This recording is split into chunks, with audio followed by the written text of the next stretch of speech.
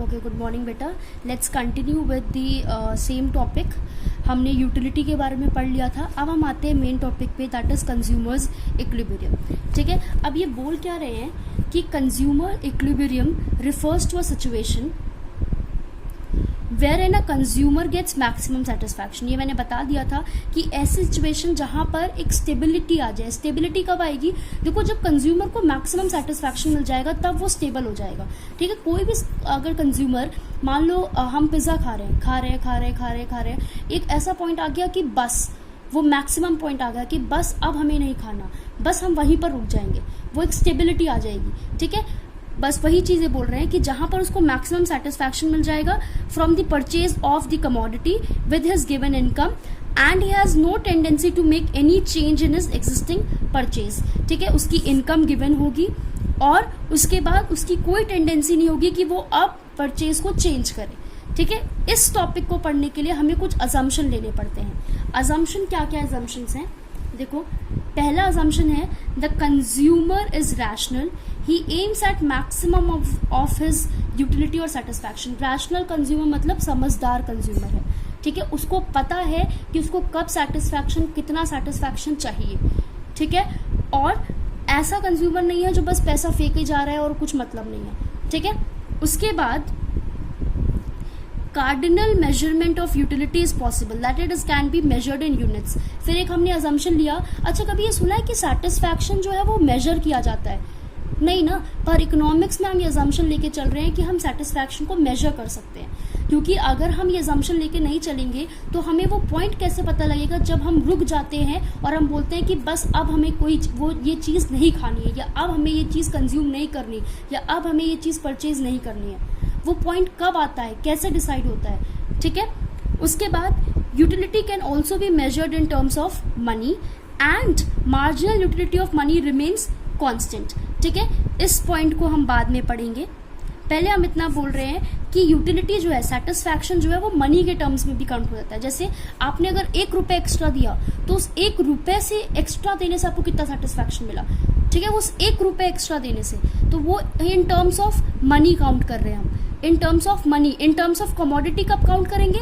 जब हमने 1 unit consume करे थे और एक एक्स्ट्रा यूनिट कंज्यूम करी, तो वो मान लो हम गोलगप्पे कंज्यूम करे थे, एक किया मैक्सिमम सेटिस्फैक्शन, फिर एक और किया, तो जो एक और है ना वो कमोडिटी के बेसिस पे मैं यूटिलिटी को डिराइव कर रही हूँ ना, कि कमोडिटी इतनी कंज्यूम करी, सेटिस्फैक्शन इतनी। अब मैं बोल रही हूँ कि मनी के अकॉर्डिंग भी हम यूटिलिटी को कंसिडर कर सकते हैं। मनी के अकॉर्डिंग कैसे? मैंने अगर 1 रुपये एक्स्ट्रा दिया, मैंने 5 रुपये एक्स्ट्रा दिया, तो उस हिसाब से भी तो सेटिस्फैक्शन मेजर होता है ना, कि अरे भाई वो वर्थ करता है 5 रुपये एक्स्ट्रा देना या नहीं। अगर मेरे को बहुत अच्छा लग रहा है, सेटिस्फाई कर रहा है, तो मैं 10 रुपये एक्स्ट्रा दे दूंगी। समझ आ रही है बात? Then the law of diminishing marginal utility operates, ये तो मैंने पहले ही बता दिया था कि law of diminishing marginal utility operate कर रहा वो जब हम ये पढ़ेंगे कंज्यूमर इक्विलिब्रियम, मतलब उस चीज़ में ये लॉ फॉलो हो रहा है। ये लॉ क्या कहता है कि जब हम कॉन्टिन्यूअस किसी कमोडिटी को at a point of time consume करेंगे, तो पहले तो उस कमोडिटी से मिलने वाली सेटिस्फैक्शन मैक्सिमम होगी। ठीक है, पहले तो उस कमोडिटी से मिलने वाली सेटिस्फैक्शन मैक्सिमम होगी, फिर धीरे धीरे वो सेटिस्फैक्शन एडिशनल यूनिट को कंज्यूम करने से डिक्लाइन होती जाएगी। एडिशनल यूनिट मतलब मैंने 1 गिलास पानी पिया, मैं धूप से आई थी, सेटिस्फैक्शन बहुत ज़्यादा। ठीक है, 2 गिलास पानी पी लिया। अब देखो, 2 मतलब 1 एक्स्ट्रा ग्लास पानी पिया, तो इस एक्स्ट्रा ग्लास के पानी का सेटिस्फैक्शन इससे कम होगा। फिर एक और एक्स्ट्रा ग्लास पानी पीऊंगी। ठीक है, मैं यहाँ पे टोटल 2 या टोटल 3 की बात नहीं कर रही हूँ, वो तो आपका TU हो गया। मैं बात कर रही हूँ जब आपने एक्स्ट्रा कंज्यूम किया, 1 ग्लास और, यहाँ पर 1 ग्लास और, तब उससे मिलने वाली सेटिस्फैक्शन क्या होती जाएगी? डिक्लाइन होती जाएगी। ठीक है, क्योंकि आप धूप से आ रहे हैं, जो पहला ग्लास पानी आपको सेटिस्फैक्शन देगा उसकी बात ही अलग होगी। ठीक है, प्राइजेज और of commodities are given and remain constant, और ये हम मान के चलते हैं कि जिस टाइम पर हम ये चीज़ फॉलो करते हैं उस टाइम पे कमोडिटी का प्राइस कांस्टेंट रहता है। कमोडिटी के प्राइस में कोई भी चेंज नहीं आता। क्लियर हुआ? ठीक है, अब इसमें सबसे पहले हम पढ़ेंगे सिंगल कमोडिटी मॉडल। मतलब हम एक कमोडिटी, मतलब अगर कंज्यूमर एक कमोडिटी खरीद रहा है, कमोडिटी का मतलब समझ रहे हो ना, गुड।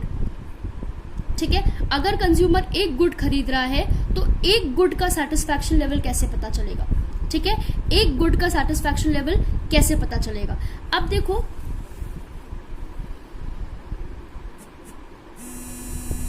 ये फॉर्मूला याद रखो, ये वाला भूल जाओ, ठीक है।